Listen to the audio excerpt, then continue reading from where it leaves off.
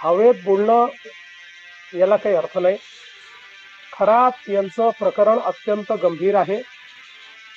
ते आम्ही इंटेलिजन्सच्या आधारावर आम्हीच त्याचा भांडाफोड केलेला आहे आणि आता हळूहळू याची आम्हाला कल्पना होती की लाजेखातर किंवा सामाजिक दबावामुळे महिला एकदम पुढे येत नाहीत, म्हणून अशा प्रकारचे जे काही विक्टिम्स आहेत त्या विक्टिम्सला धीर देऊन, त्यांच्या घरच्यांना धीर देऊन त्यांना समोर आणण्याचा प्रयत्न चाललेला आहे। त्याच्यामध्ये काही प्रमाणात आता महिला प्रतिसाद देखील देत आहेत। या संपूर्ण प्रकरणाची अत्यंत वरिष्ठ स्तरावर मॉनिटरिंग होते आहे।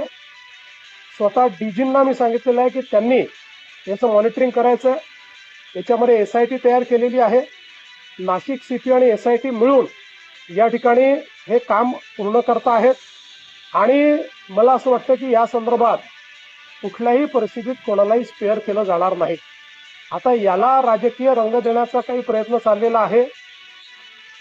कोणाजवळ काही पुरावा असेल तर त्यांनी तो निश्चित आणून द्यावा, त्याच्यावरही कारवाई होईल।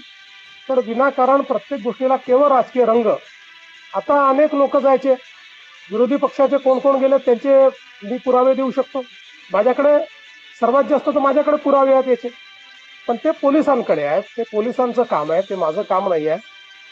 त्यांना खरातांना भेटणाऱ्यांपैकी कोणाचं इन्व्हॉल्वमेंट असेल तर कारवाई होईल, पण कोणी भेटलंय अशा याच्यावर जर कारवाई आपण करायला लागलो तर मला असं वाटतं की मग तुम्हाला माहिती आहे की कोण कोण काय काय कसं कसं करायचं। आता कालच तुम्ही देखील त्यांना आउट ऑफ टर्न पाणी कोणी दिलं, कसं दिलं, 40 किलोमीटर पाण्याची लाईन कशी दिली, हे सगळं तुम्ही काल दाखवलेलं आहे। त्याच्यामुळे मला असं वाटतं की याच्यामध्ये राजकारण करू नये, हा महिलांच्या डिग्निटीचा प्रश्न आहे। अशा प्रकारे आपल्या तथाकथित शक्तींचा उपयोग करून महिलांना भरीस पाडणं यापेक्षा वाईट गुन्हा असू शकत नाही। काही झालं तरी त्यांना त्याची शिक्षाही भोगावीच लागेल। सरकार आणि पोलीस याकरता जे करावं लागेल ते करायला तयार आहे।